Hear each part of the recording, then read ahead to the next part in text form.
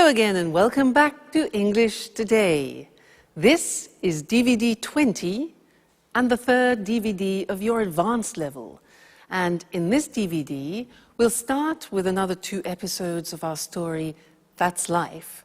And then in our special TV programs, there'll be a discussion about how to manage change, known as change management. Then we'll move on to cinema and take a closer look at Star Wars.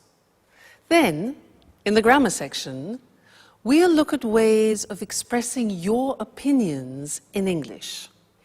Then we'll study the construction used to, which we use when we're talking about habits. All right? So, have fun.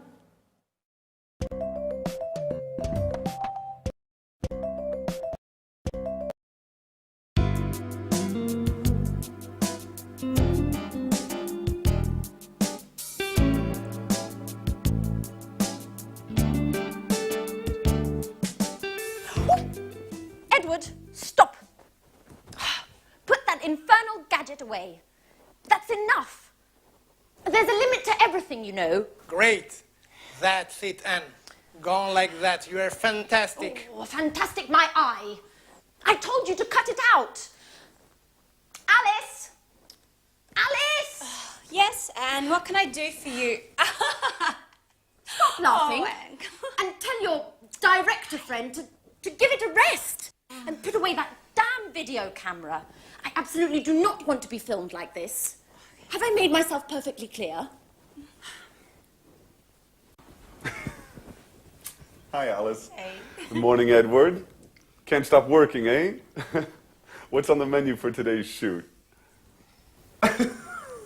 Wow, Anne, you look beautiful. Excuse me, could I use the bathroom for a moment? Huh? Thanks. Oh, calm down, Anne. None of these sessions are going to be shown for air. At least for now. What exactly does for now mean? Well, once all the material's been put in place, cut and edited, Edward's planning on showing it to a producer.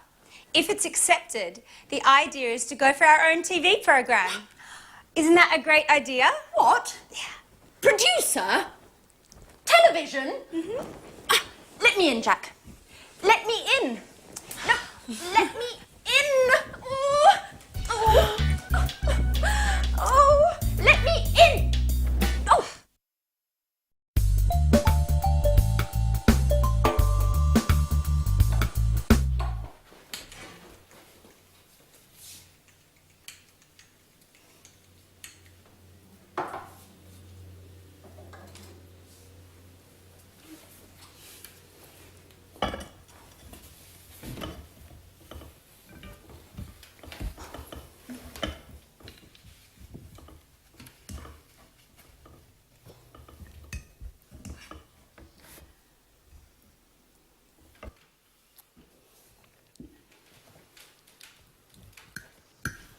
So, Anne, what do you think of Edward?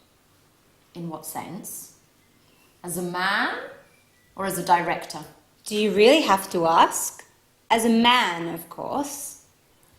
Well, I've just met him, so I can't really say. But as a director, my view is that he's a bit too intrusive. Come on, Anne, get over it. That's his job. In my opinion, I think he's just great. Oh, what's this I'm hearing? Our little Alice might be in love? Well, yes. As I see it, Anne, this is the first time in my life I've fallen head over heels in love. So much in love. But he doesn't even notice me. You know, we share so many common interests and we see things in the same way. We can talk for hours on end, but it just ends there. He looks on me as a good friend. Nothing more, nothing less. You know, I'm really not used to that role. Usually I'm the one to keep others at bay. Yes, I remember. Tom, Frank, David. How many broken hearts have you left behind? So tell me, have you asked Edward how he feels about you? No, of course not. Look, Edward isn't interested in some relationship. He's profound and introspective, spiritual. He's a person who enjoys observing and analysing others. Yes, if you ask me, too much so. Anyway, I can't agree with you, I'm afraid. Even spiritual beings, personal longings, I think you should tell him. And who knows, your Edward might be much more human than you think. Oh, maybe you're right. But I have to think of a special way to show him just how I feel. Maybe I should see what my horoscope has to say. Yes, I've just had a brilliant idea.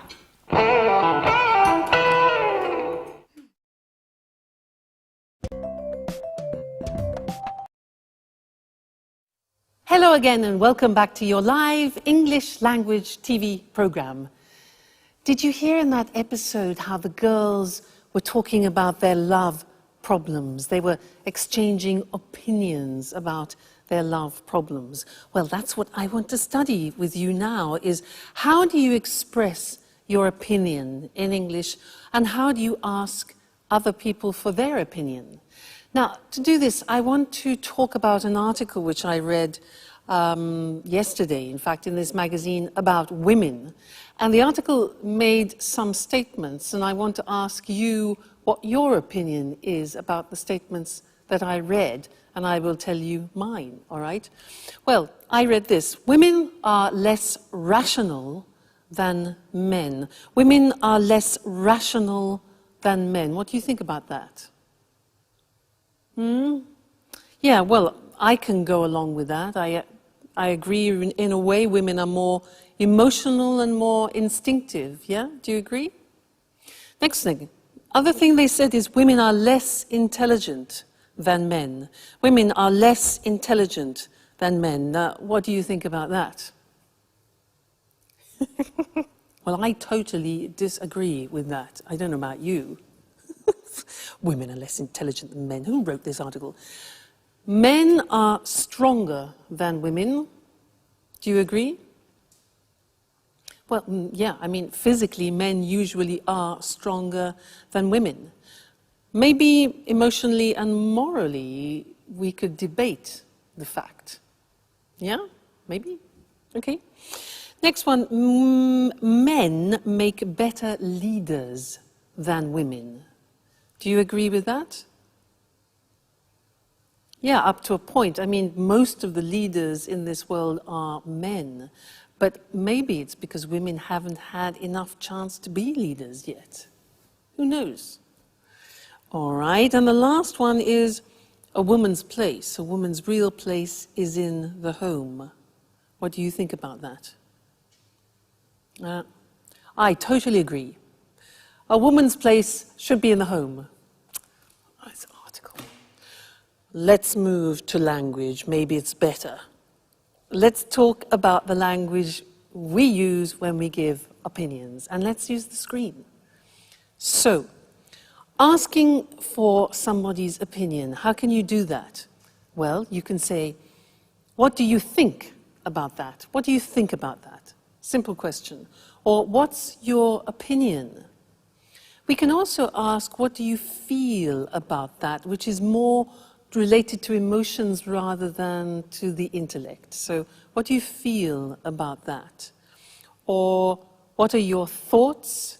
What are your views about that? All right, so those are all ways of asking for somebody's opinion. When you want to give your opinion, you can say, I think, I feel, in my opinion, we should. My view is that we should, my view, or as I see it, as I see it. I think we should. All right, so that's giving opinions. Now, often you want to talk about agreement. Now, how do you ask a person for agreement? We don't say, "Are you agree?" Many languages translate that wrongly. It's not "are you agree," but "do you agree with me?" All right? Do you agree? Be careful. Do you agree? Another alternative is "do you go along?" Go along means have the same opinion. Do you go along with that? All right? Now, imagine that you want to agree totally with someone. Do you agree with that? Exactly. You can say, "I totally agree with you. I completely agree with you." You can say, "Yeah, I go along with that. I agree with that." You can also say, "That's right, exactly," or "absolutely." Those are all ways of agreeing totally. Now imagine that you agree sort of, you agree partially. The language here is, "Yeah, that's a good point, but I agree with you up to a point. I agree with you up to a point." So that's partial agreement, but not total agreement, all right? Now, disagreement. To be polite, you can say, "I can't agree with you, I'm afraid." If you say, "I don't agree with you," that's quite aggressive. So it's better to say, "I can't agree with you, I'm afraid," for example, if you're in a meeting. But if you want to be aggressive, you can say, "I totally disagree with you." All right, so that's an aggressive disagreement. And you could also say, "Oh, come on, come on." All right, so there we looked at exchanging opinions, giving opinions, asking for opinions, and then talking about agreement, agreeing totally, partially, and disagreeing. I'm sure you'll find that very useful because it's what we do every day. All right, so happy practicing and see you in the next lesson. Bye.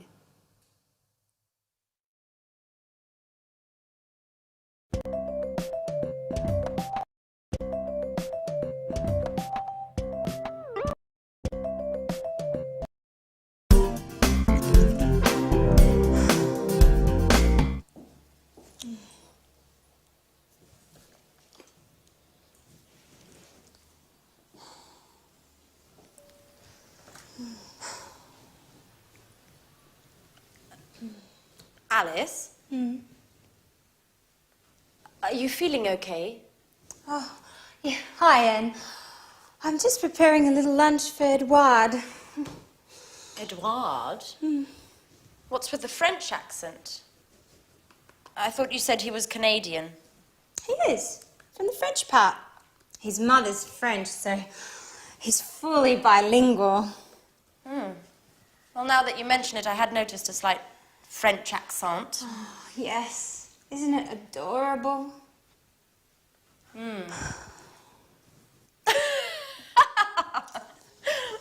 Well, I must say, love does work wonders. I'm not at all used to seeing you as a housewife. Well, to tell you the truth, I haven't got used to it yet. You know, I just hope I got the recipe right. You know, I followed the instructions to the letter. But you know I feel like a fish out of water with these things. So, you've decided to go for Edward's jugular? Well, not only that. Here's the crowning touch. What is it? It's a Chinese fortune cookie with a little note inside. What a romantic idea. Do you think? I wrote the note myself. I thought I would surprise him by hiding it inside his napkin. Like this. What do you think? I think it's just perfect. You'll see. It will go straight to his heart.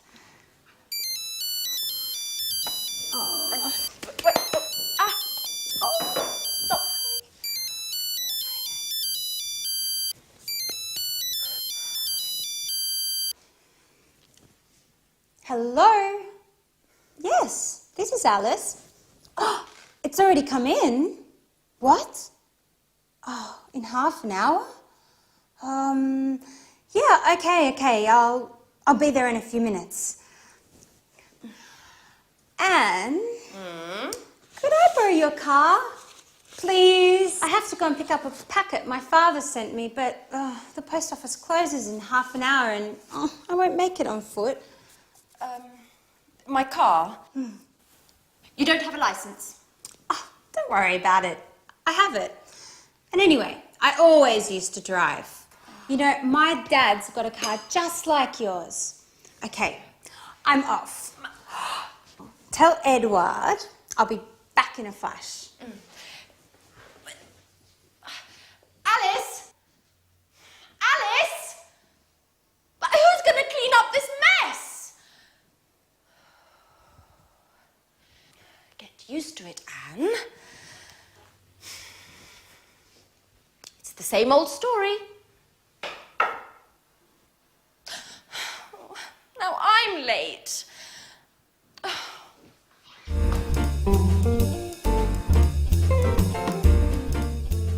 Oh, I can't believe I always get myself into these situations.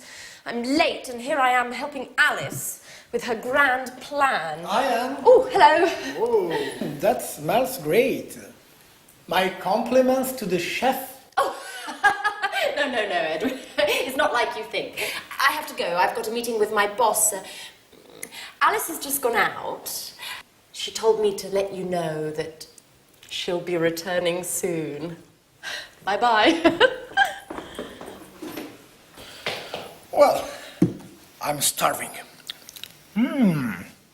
What's this? A little note? A little delight for the man who's got my heart racing. What? What's this all about? There must be some mistake. Oh, well, yes, this is my napkin. Who could have written this? Oh my God! Anne! But she was just here and she was so shy. This is getting interesting. Anne is very cute. So what am I going to do now? I'm not used to these things. Now, has it gone? Well, it's not here. It's not there either. Edward? Yes? Have you seen my mobile phone? Oh, no, here it is. Thanks.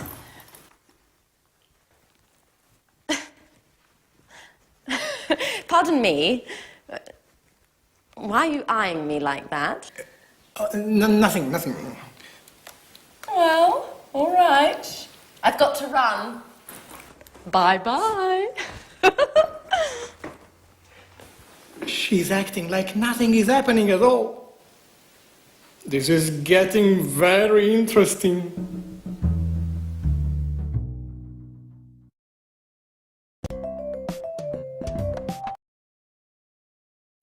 Hello again and welcome back. Did you notice a grammatical form that they used to and get used to? Did you pick that up when they were speaking? Because these are forms that we use in English when we're talking about habits. It's not an easy form, and I'd like to teach you that now.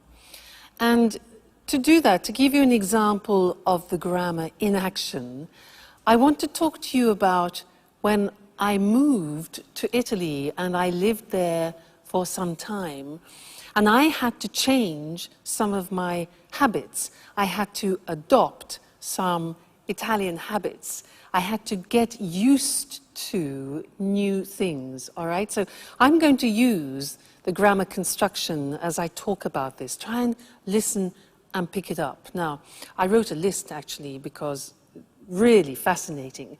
You would think that Italy and England being very close wouldn't be very different, but in fact there are some noticeable differences. For example, driving on the right. I had to get used to driving on the right. In England, we drive on the left. So you can imagine it's a question of life and death. So the first thing was I had to get used to driving on the right. You hear that? To get used to driving on the right. Now that means that I had to adopt a new habit, to get used to doing something.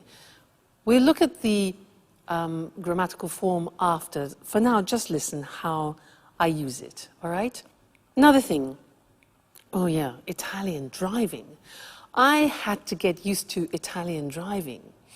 Red lights are not really red lights. Red lights, traffic lights, are negotiable. And I had to get used to being very flexible driving on the roads in Italy, I can assure you. Now, speaking Italian. Now, when you speak Italian, you divide the world into masculine and feminine. And you know that in the English language, we don't have masculine and feminine. For table is neutral, whereas in Italian, it can be masculine or feminine. For example, a computer is masculine. So I had to get used to dividing my world into objects, which are masculine, and feminine, which for an English person is really quite a challenge. So another thing was rolling my R. In English, we don't say R. It doesn't exist. But in Italian, for example, if you want to say red, you have to say rosso. R. It took me 1 year to learn R.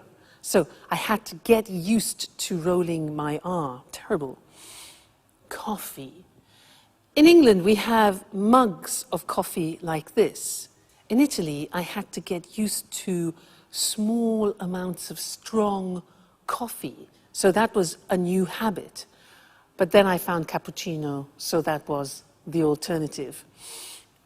And the last thing that I had to get used to was the Italians gesticulating. The Italians use many gestures like oh, and they use their shoulders, oh, and noises as well. And when I saw Italians in the street at the beginning, I thought they were always arguing. But in fact, they're not. It's a normal way for the Italians to gesticulate. So I had to get used to reading the language as not necessarily aggressive. All right, so that's some of the things I had to get used to, all right? Let's go and look at this grammatical form now because it's not easy to use, all right? Let's look at the screen. So to get used to is followed by the gerund form. And it describes this process of changing and taking on a new habit. Look at the examples. I'm getting used to speaking Italian every day. Used to speaking Italian. Now, we use the verb get used to, because it describes the process. And you can put the verb get into any tense, present tense, past tense, future, no problem. Here we have it in the present continuous. So, I'm getting used to speaking Italian every day. Listen to the pronunciation. I said used, with a T sound. Used, not used or used. Used. That's very important to distinguish it from the other verb, use. Okay? Used. The next example, I still haven't got used to driving on the right. Here we have it in the present perfect.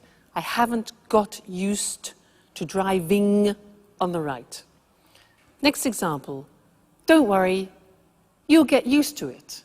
For the future, you'll get used to it. All right, so here we have an example in the future, used to it, which is an object. In the past, I had to get used to it. In the question form, how long did it take to get used to? Okay, how long did it take to get used to? So a difficult form. Now, let's move on to the next section, which is the verb to be used to. This is very interesting because when you change a habit, it's a process. But then when you have adopted the habit, it's a state. So we use the verb to be. The examples. I'm used to getting up early in the morning. That means that now I do it regularly with no problem. I am used. We use the verb to be for the state. He isn't, negative, used to working alone. In the past, I wasn't used to driving on the right. So here we have a state of a new habit using the verb to be. To get used to do something is adapting a new habit. It's the process. So that's a difficult grammatical form, but it's the only way in English that you can describe taking on new habits. So it's terribly important for you to learn. Don't worry, you'll get used to it slowly but surely. Okay, bye for now.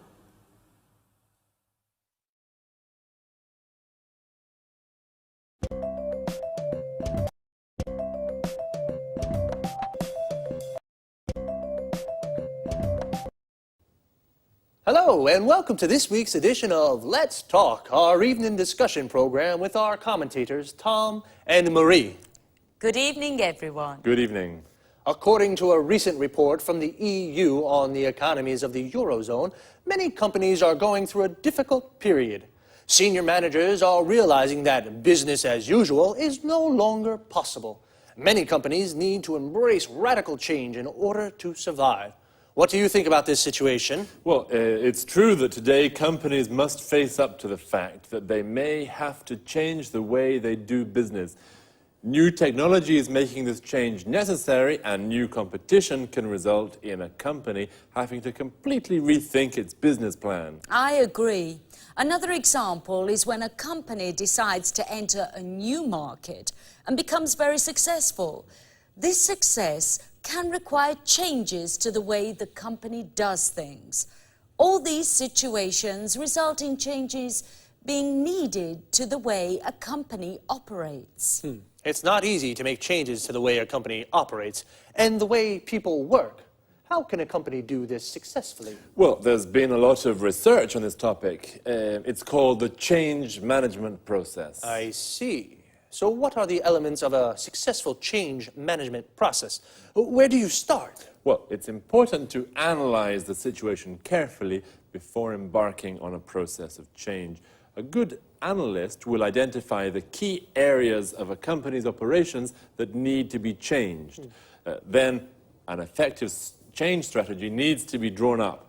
This says exactly what needs to be changed. That's right. Input to the strategy can come from the management team or an external consultant. In addition, all the company's workers should be asked for ideas. Sorry, I don't quite follow that. Do you mean that the workers in a company should be able to decide what changes are made? No, that's not what I mean. Everyone in the company should be canvassed for suggestions on changes that could be made to the company. This enables employees to buy into the change process. They feel included and are more likely to implement the changes once they've been decided. Okay, I see. It's clear now. So, lots of people input into the change strategy. And what happens next? Well, now the strategy has to be implemented. It has to be put into action. This can be the most difficult stage of the change management process. Staff need to be told about the changes, and some may need training on new ways of doing things. A member of the management team should be available to answer questions from employees about the changes taking place. And once the changes have been implemented, is that it? No, it's not. It's very important to consolidate the changes to make sure that employees don't go back to the old way of doing things. A manager should be chosen to act as a champion for the changes and should collect feedback from the employees to see what they think about the changes. This champion should praise employees who have implemented the changes. Of course, it's very important to raise the morale of staff at this time. Otherwise, there is a risk that they'll revert back to the old way of doing things. So it's quite a complex process. Well, companies need to know about change management techniques in order to survive in today's rapidly changing markets. Thanks to Tom and Marie for their explanation on how to bring about change in a company. Goodbye, Eric. Goodbye. And goodbye, everyone, and see you again next week for another edition of Let's Talk.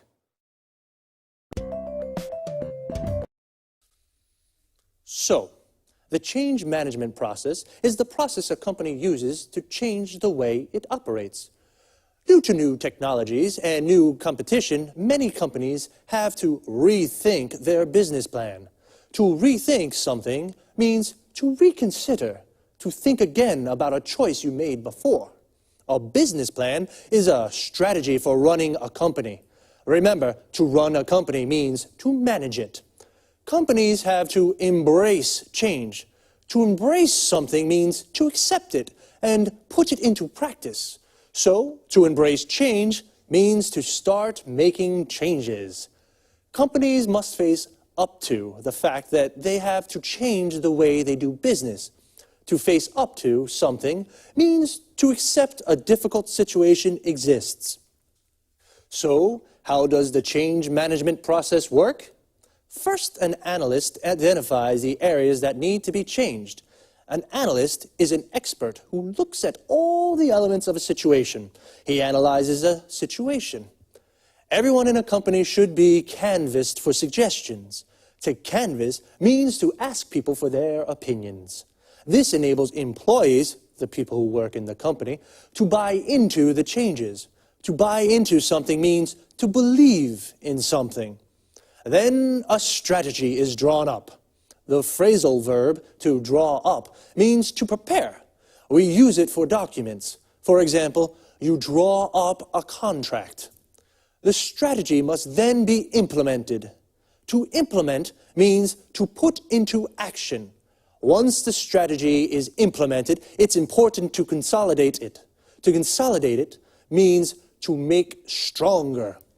And employees should be asked for feedback to see what they think of the changes. Feedback means opinions about something.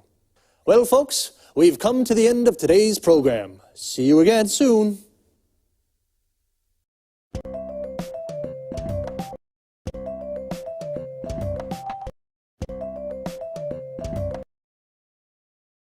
Good morning, everyone, and welcome to another edition of Talk Cinema.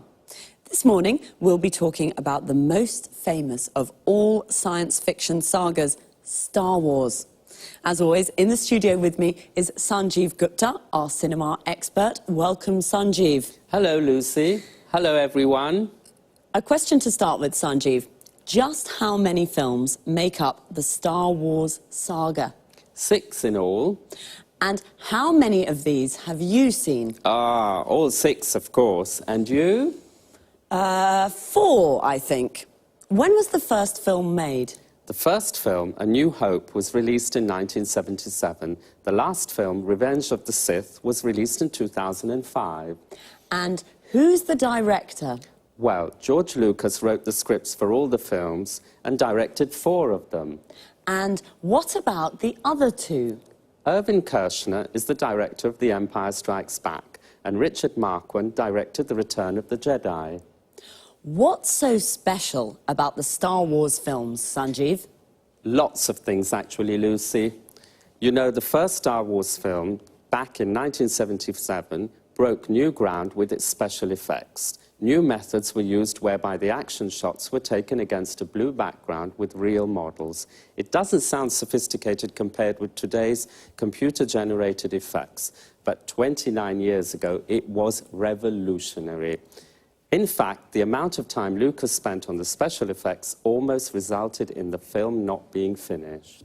Why do you think the films have been so enormously popular?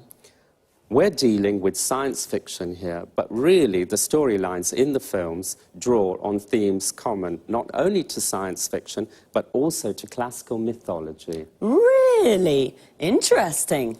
Yes, then there's the obvious struggle between good and bad. There's the famous force, the energy field that can be used for good but also for bad. Love plays a big part in the saga, as does the eternal struggle for power and domination.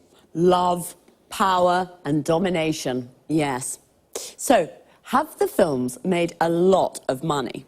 It's been estimated that the films, along with the TV series, books and video games that have been made around the Star Wars theme, have generated $20 billion over the last 29 years. So, $20 billion, yes, that's rather a lot of money. And what about the music in the movies? I really love the music. Yes, I think the music has played an important role in helping people to remember the films. John Williams composed the scores for all 6 films. The style he uses has changed as the years have gone by. In the first films, he associated leitmotifs with each character, quite a simple approach. In the later films, he changed his mind and took a richer, more sophisticated approach to the music. One last question. Is the saga definitely complete now? I wouldn't bet on it. There are rumours that George Lucas may be working on a sequel, but for television, not for the cinema. So, we may be seeing Luke Skywalker again soon. Wonderful. Well, thanks, Sanjeev, and goodbye. Goodbye. To all of you and Sanjeev, may the Force be with you. Goodbye. Now, let's have a look at some of that vocabulary we just used. So, 6 films make up the Star Wars saga. To make up something here means to go together to form the whole of something. The 6 films form the entire saga. To make up something is a phrasal verb that can also mean to invent something. For example, I made up a story means I invented a story. The first Star Wars film was released in 1977. We say a film is released when it can be seen at the cinema for the first time. It broke new ground with its special effects. To break new ground means to do something for the first time. It broke new ground because it was the first film to shoot the action shots with real models. An action shot is a scene of a film with action, for example, a car chase or a battle. And what are special effects? They're visual effects added to a film after the shooting has been completed. The shooting is the filming process of a film. The special effects used in the first Star Wars films were not very sophisticated compared with the computer-generated effects of today's films. Computer-generated effects are special effects that are made using a computer. The soundtracks of the Star Wars films have also become very famous. The soundtrack of a film is its music. In the first films, John Williams, the composer of the soundtracks, associated leitmotifs with each character. A leitmotif is a reoccurring musical or visual theme associated with a particular character, situation, or emotion. Well, we have, as usual, run out of time, so goodbye for now.